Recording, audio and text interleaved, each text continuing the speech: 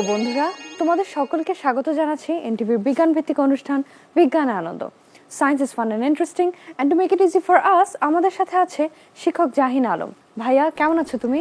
আমি খুব ভালো আছি, তুমি ভালো আছো? আমি অনেক ভালো আছি এবং আমি দেখতে পাচ্ছি তুমি অনেকগুলো টুথপিক এই শীটটার মধ্যে ইনসার্ট করে নিয়েছো। আমরা কি এক্সপেরিমেন্ট দেখব? এক্সপেরিমেন্টের চেয়ে বেশি আমরা আজকে একটা গেম খেলবো। এই জায়গাটা গেম খেলবো। আচ্ছা, বাচ্চারা তো হচ্ছে বিভিন্ন খেলনা কিনতে হচ্ছে অনেক পছন্দ করে, সেই খেলনাটা যদি বাসায় বানানো যায় এবং একটু ক্রিয়েটিভ হয় তাহলে জিনিসটা আরো ইন্টারেস্টিং হয়। তো সেটাই বেসিক্যালি আমাদের এখানে বানানো। এটা আগে তৈরি করা এখানে আছে, আমি তোকে আগে এটা দেখিয়ে নিই। ফার্স্ট অফ অল দেখো, দেখে মনে হচ্ছে যে এটা অনেকগুলো অ্যারেতে তোমার সাজানো, প্রতিটা মাঝখানে একটা স্পেসিফিক গ্যাপ হচ্ছে তোমার আছে। এটার জন্য আমার এখানে একটা ছোট্ট এরকম একটা ডিজাইন হচ্ছে তোমার আছে। এই ছোট্ট জিনিসটাকে আমি জাস্ট যখন এটার উপর রাখি এবং রেখে আমি যদি জাস্ট অ্যাঙ্গেল করে বসে নিচ্ছি আমরা, হ্যাঁ জাস্ট আমরা একটু নরমাল জাস্ট এটার উপর বসিয়ে নিচ্ছি। তুমি দেখো এটা কিন্তু সোজা হয়ে বসবে না, ট্যাঙ্গলেই আছে। সো প্রথম দেখে মনে হয় যে এটা কিন্তু পড়ে যাবে এখান থেকে, রাইট? কিন্তু দেখো আমি ছেড়ে দিলে এটা কি হয়। সো 3 2 1 গো। ওয়াও, অনেকটা কিন্তু জিগজ্যাগ প্যাটার্ন করে এটা একদম এটা জিগজ্যাগ প্যাটার্ন করে পড়ে গেছে না? আমরা আরেকবার হচ্ছে তোমার দেখি, দেখো আমি ছেলেটা উল্টা করেও তোমার দেখাতে পারি, উল্টো করেও তোমার রাখলাম, আমি জাস্ট এটাকে ছেড়ে দিই। ওকে, তাহলে দেখো এটা সুন্দর করে স্মুথ পথ এটা তোমার নামতে থাকে। এখন আমার কার্ডবোর্ডটা ছোট, কেউ যদি আরো বড় কার্ডবোর্ড বানায় তাহলে ধরো আরো অনেকগুলো ক্যারেক্টার একসাথে দিয়ে কম্পিটিশন কার্ডটা আগে নিচে নামবে, অনেক কিছু করা যায়, অনেক কিছু তো করা সম্ভব। সো এই পুরো জিনিসটা তো বানানো যায় কিভাবে আমরা একটু তাহলে খেয়াল করে তোমার দেখি। ওকে, সো আমরা এটা জিরো থেকে হচ্ছে তোমার স্টার্ট করি। টুথপিকগুলোকে আমরা এখান থেকে জাস্ট একটু খুলে নিই। আচ্ছা, ওকে, সো এগুলোকে আমরা একটু বের করে নিই।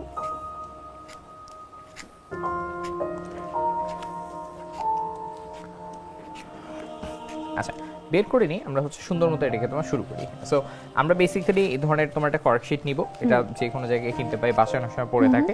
কর্কশিটটাকে নিয়ে আমি এখানে স্কেল বরাবর আমি এখানে হচ্ছে দুই পাশে তোমার ফার্স্টে দাগ কেটে ফেলবো। আচ্ছা, ওকে, সো আমার দুই পাশে আমার এখানে একটা রেড কালার মার্কার নেই, বা তুমি চাইলে অন্য যে কোনো হালকা মার্কার নেই, তুমি এখানে জাস্ট দাগ কেটে ফেলো।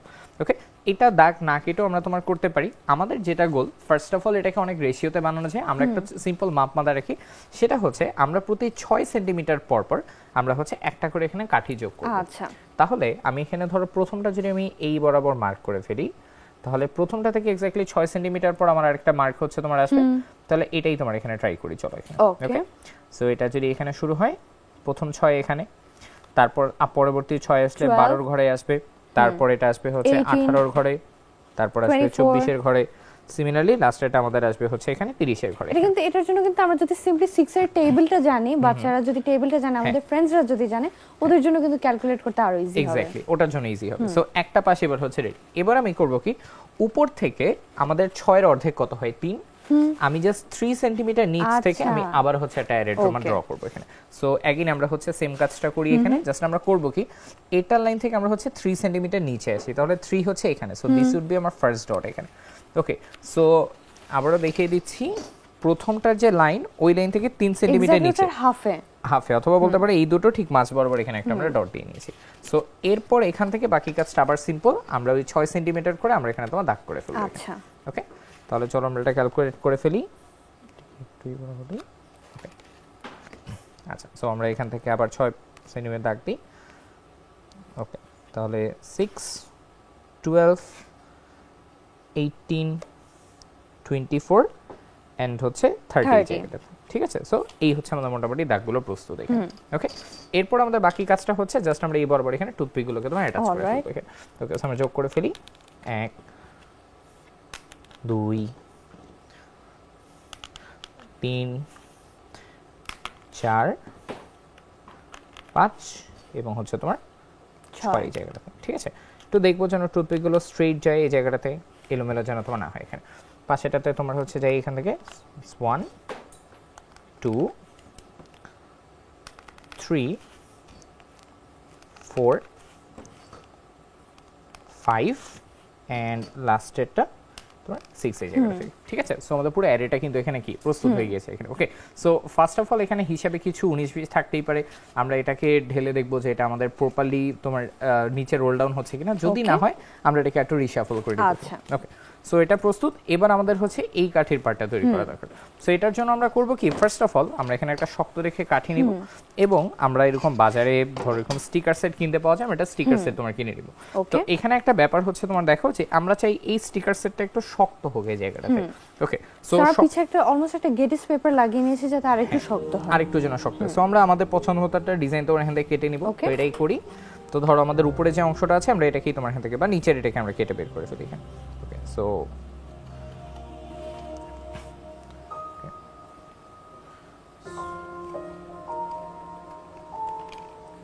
ওকে সো আমরা এটাকে বের করে নিই, কেটে ফেলি এখান থেকে। আচ্ছা সো এটাকে আমরা মোটামুটি কেটে বের করে ফেলেছি, নিচ থেকে একটা অংশ বাদ দিই। আচ্ছা তাহলে এই আমাদের শেপে হচ্ছে না চলে এসেছে। এখানে আমরা যে কোনো স্টিকার ব্যবহার করতে পারি, বাট আমি চাচ্ছি একটু মোটা হোক। এটা যত মোটা হবে এটা আমাদের জন্য তত ভালো হবে এই জায়গাটাতে, ঠিক আছে? আমরা চাইলে এটা ওয়েট আরো বাড়াতে পারি। ধরো আমাদের কাছে যদি একটা কয়েন থাকে, আমরা কয়েনটাকে ধরো এটার পিছনে আমরা এটা স্টিক করে নিতে পারি, তাহলে এটা ফুল ওয়েটটা বাড়ছে। ওয়েটটা বাড়লে ওর জন্য নিচে রিপল ডাউন হওয়াটা আরেকটু ইজিয়ার হবে এখানে। ওকে সো বাকি কাজটা হচ্ছে আমাদেরকে জাস্ট এটার সাথে এখানে যুক্ত করে ফেলা। ওকে সো আমরা যে কোনো একটা সাইড থেকে ধরো একটা মাছ বরাবর অংশ আমরা নেই, ঠিক আছে? নিয়ে ধরো আমরা একটু বেশি করে অংশ নিলাম, নিয়ে আমরা এটাকে এখানে যুক্ত করে ফেলি। সো আমাদের কাছে এখানে টেপ আছে, আমরা টেপটাকে একটু ব্যবহার করি। আমরা টেপ লাগিয়ে নিচ্ছি।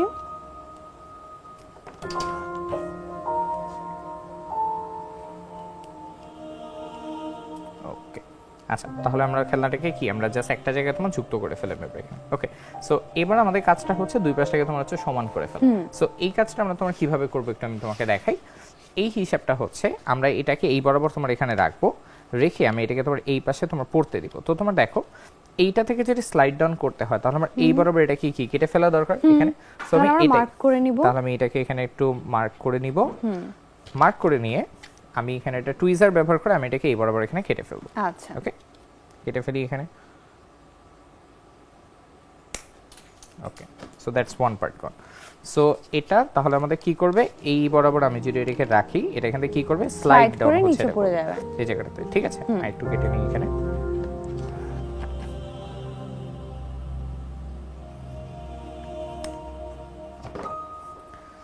আচ্ছা সো রেখে দেখি স্লাইড ডাউন হচ্ছে হয় কিনা। 3 2 1 ওকে সো স্লাইড ডাউন এটা হবে এখানে। ওকে এবার সিমিলারলি আমি হচ্ছে এই পাশ থেকে তোমার কেটে সাইডে একই কাজটাই করে নিচ্ছি আমরা। সো এখানে একটা মার্ক করে ফেলি।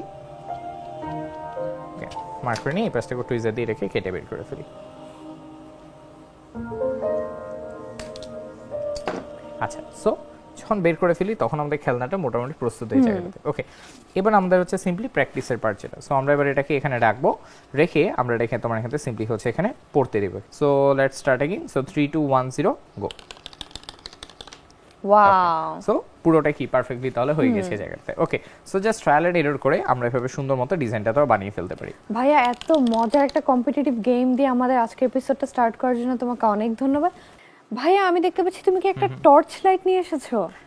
ঠিক টর্চ লাইট না, এটাকে আমরা হচ্ছে লেজার লাইট তোমার হচ্ছে বলে কি যে এটা দিয়ে আমরা আজকে কি এক্সপেরিমেন্ট করব? এটা দিয়ে আমরা বেসিক্যালি আলোর বিভিন্ন গতিপথ আমরা তোমার দেখার চেষ্টা করব। সো আমরা আমাদের সায়েন্সে আলোর কয়েকটা ওয়ার্ড আমরা খুব শুনি, আলো প্রতিসরিত হয়, প্রতিফলিত হয় এই ওয়ার্ডগুলো। সো এগুলো ঠিক কিভাবে হয় এবং কিভাবে রিফ্লেকশন বা রিফ্র্যাকশনটা কাজ করে এটাকে আজকে আমরা লেজার লাইট দিয়ে হচ্ছে তোমার দেখবো এখানে।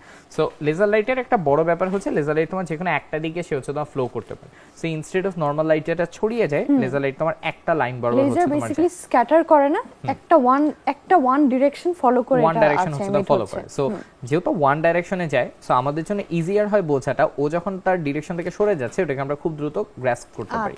ওকে সো আমরা লেজারের রিফ্র্যাকশনটাকে দেখবো ইনস্টেড অফ সবগুলো পাত্র ভিতর দিয়ে এখানে, ঠিক আছে? সো আমরা ফার্স্ট থেকে স্টার্ট করি। তো এখানে আমাদের কাছে একটা ছোট্ট বিকার হচ্ছে আছে, বিকারের ভিতর তোমার হচ্ছে পানি রাখা আছে। ওকে তো আমরা নরমালি তোমার লেজার লাইটে কিভাবে কাজ করে আমরা তোমার দেখি। আমরা যদি এখান থেকে লেজার লাইট মারি তাহলে তুমি দেখো এই লেজারটা আমাদের ডাইরেক্টলি হচ্ছে তোমার একটা জায়গাতে যাচ্ছে, জাস্ট ওয়ান পয়েন্ট। ইভেন আমার হাতেও যদি আমরা করে দেখি জাস্ট একটা পয়েন্টে কিন্তু আমরা লেজার পয়েন্টটা দেখতে পাচ্ছি। হ্যাঁ জাস্ট একটা পয়েন্টে হচ্ছে তোমার আছে এখানে। সো এটাকে আমি যখন আলোর ভিতর দিয়ে দিব আমি পুরো ফ্লোটা দেখতে পারবো। তো আমরা এটাকে একটু ট্রাই আউট করে হচ্ছে দেখি। ফার্স্ট অফ অল দেখো আমরা যদি একটু উপর থেকে দেখি, তুমি দেখো তুমি তো এখানে একটা আলোর লাইন দেখতে পাচ্ছ। হ্যাঁ এবং আমি তো দেখতে পাচ্ছি এটা একটু স্ক্যাটার হয়ে গিয়েছে, একটু স্ক্যাটারড হয়ে গেছে। সো লাইটটা যেভাবে স্ট্রেট থাকার কথা ও কিন্তু আর এখানে স্ট্রেট নেই এখানে। ওকে এবার একটা মজার ব্যাপার তুমি হচ্ছে দেখো আমি লাইটটা মারছি এদিক থেকে এদিকে। সো এখানে আমাদের লাইট রিফ্লেক্টটা পড়ার কথা। আমি যদি উপর থেকে তোমার এটাকে মারি তাহলে তোমার দেখো এটা আমাদের এখানে আসা উচিত। বাট তুমি যদি একটু খেয়াল করে দেখো এটার পাশাপাশি আমি টেবিলের এই দুই সাইডেও ডট দেখতে পাচ্ছি না, বরং ইনফ্যাক্ট এখন টেবিলে কি চার সাইডে তোমার ডট, চার সাইডে তোমার হচ্ছে চারটা ডট আছে। সো এই ব্যাপারটা আমাদের ঠিক কোথা থেকে আসতেছে? এটা হচ্ছে সবগুলো আলো আমাদের প্রতিসরিত হচ্ছে না, বরং এই যেহেতু গ্লাস ওয়ালের দুপাশে দুটো দেয়াল আছে, সেকেন্ড ওয়ালটা আলোটাকে ডিফ্লেক্ট করছে। সো যখনই প্রতিফলিত হচ্ছে লাইটটা ব্যাক করে এটা আমাদের আবার এখানে গিয়ে টাচ করছে এই জায়গাটাতে। ওকে, তুমি যদি একটু পাত্রের ভিতরে দেখো তাহলে তুমি খেয়াল করলে তোমরা দেখতে পারবে যে তুমি দেখো লাইটটা আমাদের এই বরাবর গিয়ে একটা হঠাৎ করে একটু কিন্তু ডিরেকশন টিল্ট হয়ে গিয়েছে। হ্যাঁ, একটু ডিরেকশন তোমার হচ্ছে টিল্ট হয়ে গেছে এই জায়গাটাতে। সো এটা তো আমাদের হচ্ছে একটা প্লাস্টিকের জার তোমার, তাই না? এটার ক্ষেত্রে আমরা তোমার দেখলাম। এবার বিকারটাকে সরিয়ে রেখে আমরা একটা পারফেক্ট গ্লাস বটল তোমার হচ্ছে নিয়ে দেখি। এটাও তোমার পানি দিয়ে পূর্ণ। আমরা এটার ভিতরে যদি লেজার লাইটটা মারি তবুও তুমি দেখতে পাবে এখানেও আমাদের একটা সিমিলার ঘটনা তোমার ঘটছে এখানে। আমরা যদি আলো তোমার এক জায়গায় মারছি, আমরা কিন্তু দুটো জায়গায় কি আলোর এখানে রিফ্লেকশন দেখতে পাচ্ছি। ইনফ্যাক্ট ওয়াটারেও কিন্তু আমরা একটা রিফ্রাকশন দেখতে পাচ্ছি। এই যে ভ্যাকুয়াম থেকে গিয়ে হঠাৎ করে কিন্তু ডিরেকশন আরো নিচের দিকে নেমে যাচ্ছে। হ্যাঁ, সো আমি যদি উপর থেকে ধরি এটা আরো এই ক্ষেত্রে ভালোমতো বোঝা যায়। তুমি দেখো এখান থেকে যখন আলোটা ধরছি স্ক্যাটার্ড হয়ে তোমার দেখো পুরো বোতল আলোটা বাস ব্যাক করছে এখানে। সো উপর থেকে ধরলে একটা মজার ব্যাপার দেখা যায়, মনে হচ্ছে না পুরো বোতলটা আমাদের লাইট দিয়ে জ্বলে আছে। হ্যাঁ, কারণ একটা জায়গায় ডিফ্লেক্ট করছে, অন্য জায়গায় গিয়ে আবার ডিফ্লেক্ট করছে। সো ডিফ্লেকশনে লাইটটা কি করছে, ছড়িয়ে যাচ্ছে এখান থেকে। ওকে, সো দ্যাটস আলোর একটা ব্যাপার। আলো প্রতিসরিত হয়, সেই সাথে আলো কি করে, প্রতিফলিত হয় আমাদের জন্য। সো আমরা তো এই দুটো বোতলের ক্ষেত্রে তোমার দেখলাম, আমরা আরেকটু ডিফারেন্ট ভাবে এটাকে একটু দেখি এখানে। ওকে, আচ্ছা, আমরা এই যে গ্লাসটা আছে এটার ভিতরে আমরা এই পানিটাকে একটু ঢেলে নেই। আচ্ছা, এটা তো আমাদের একটা নরমাল কাঁচের গ্লাস, তাই না? এখান থেকে এটার ভিতর আমি যখন হচ্ছে লাইটকে দিব তখন আমরা সিমিলারলি তোমার ধর একটা ঘটনা তোমার দেখতে পাবো। তুমি উপর থেকে তাকালে তুমি হচ্ছে আলোর কমপ্লিটলি দুইটা ডিফারেন্ট যে পথ সেটা এটাও কিন্তু আমরা এখানে দেখতে পারি। আচ্ছা, এবার আমরা একটা কাজ করি। আমাদের কাছে এই যে এখানে একটা অ্যারোরুট নেওয়া আছে। অ্যারোরুট হচ্ছে বেসিক্যালি স্টার্চ পাউডারের মতো আর কি। তো আমরা এটাকে একটু পানির ভিতর যোগ করে ফেলি এখানে। ওকে, আচ্ছা, আমরা খুবই অল্প পরিমাণে একটা অ্যারোরুট যোগ করি। ওকে, অ্যারোরুট যেহেতু তোমার স্টার্চ, এন্ড স্টার্চ হচ্ছে আমাদের জৈব পদার্থ, আমরা বলি অর্গানিক কম্পাউন্ড। অর্গানিক কম্পাউন্ডগুলো যখন আমাদের হচ্ছে পানির ভেতরে তোমার হচ্ছে যায় তখন তোমার দেখো এটা পানির যে ক্যারেক্টার সেটাকে কিন্তু একটু চেঞ্জ করে ফেলে, এবং একটু কিন্তু অনেকটা ফ্রস্টেড হয়ে গিয়েছে ভিতরটা, একটু ঘোলাটে একটা শেপ তোমার চলে আসে এই জায়গাটাতে। সো পানিটা যখন ঘোলাটে হয়ে যায় তখন আলোর পটটার আগের মতো তোমার থাকে না। আচ্ছা, ওকে, আমরা দেখি এই জায়গাটাতে কি হয়।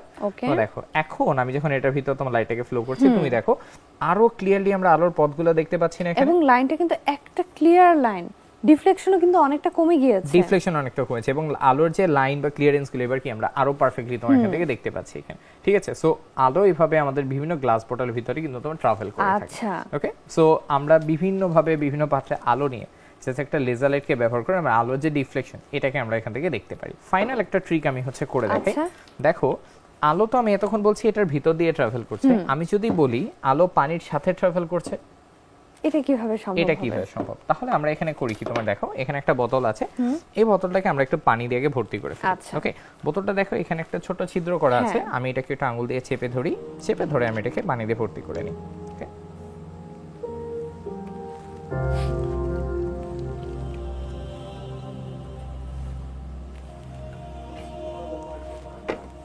ওকে, আচ্ছা, সো তোমার দেখো আমরা এটাকে ভর্তি করে ফেলেছি এবার।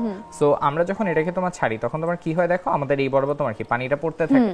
আচ্ছা, এবার আমার কাজটা হচ্ছে আমি এই বোতলটাকে এভাবে রেখে আমি এটার উপর তোমার হচ্ছে লেজার লাইটটা মারবো, এবং আমি দেখবো লেজার লাইট যদি স্ট্রেইট হয় তাহলে এটা আমাদের এই বরাবর লাইটটা ডিরেক্টলি পাস করে এটা আমাদের এদিক থেকে কি চলে যাওয়া দরকার বা স্ট্রেইট চলে যাওয়া দরকার, এটার ভিতর দিয়ে পাস করলে তোমার দেখো এখানে কি হয়। ওকে, সো 3 2 1 গো।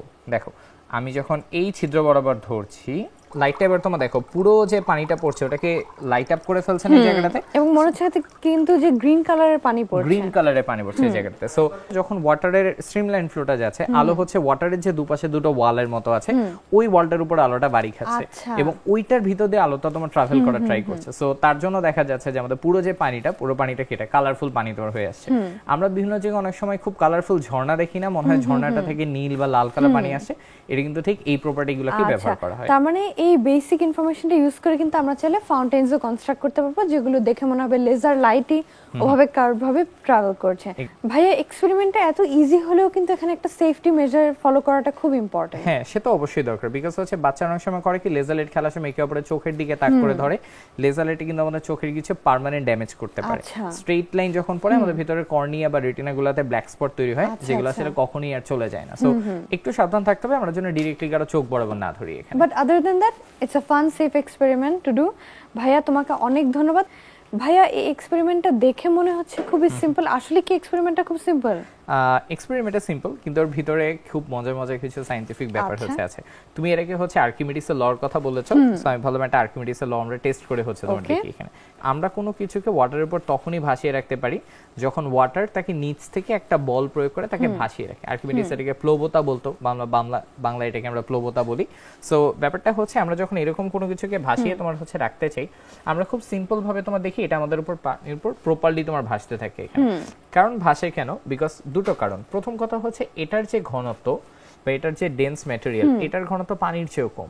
আচ্ছা, সো আমরা জানি ভারী অধিক ঘন বস্তু নিচে থাকে, এজন্য পানির নিচে আছে, এটা কি করে উপরে উপরে আছে। আছে। কিন্তু এটার উপর চাইলে আমরা আরো অনেক কিছুকে তোমার কিন্তু ভাসিয়ে রাখতে পারি। আচ্ছা, যেমন ধরো আমি যদি এখানে চাই যে আমার এখানে ছোট একটা বা দুটো কয়েনকে আমি ভাসিয়ে রাখবো, ওকে।